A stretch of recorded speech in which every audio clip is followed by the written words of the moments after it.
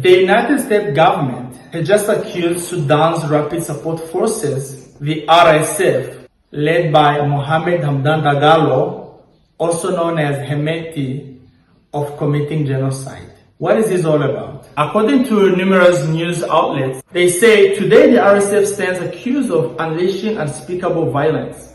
Entire villages have been wiped out, ethnic minorities are being targeted, women subjected to systemic sexual violence, and hundreds of thousands forced to flee their homes. A deliberate campaign to erase entire communities. This is an open secret.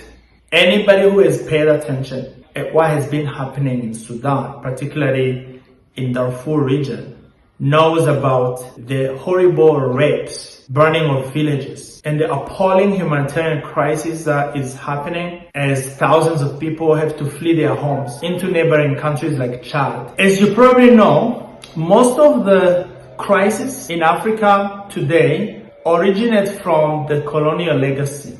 When the British and the Egyptians ruled over Sudan, they divided the country in ways that deepened religious and ethnic divisions. Marginalized regions like Darfur were left to fend for themselves. Fast forward to 2003, when these divisions erupted into a full-scale civil war. Arab militia, known as the Janjaweed, which means devils on horses, launched attacks on the civilian populations that left hundreds of thousands of people dead. Villages were burned, women were assaulted. It was a genocide, particularly in the region of Darfur.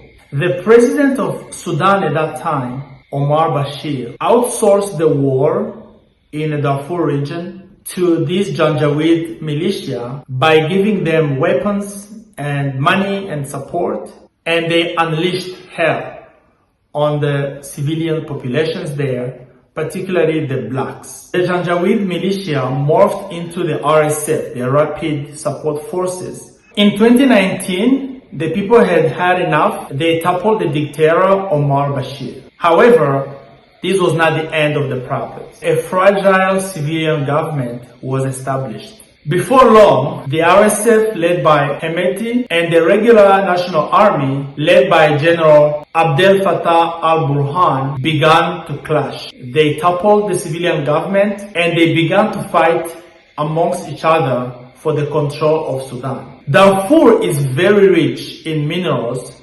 particularly gold. The control of the lucrative gold mines played a huge role in the unrest. It's not only the minerals.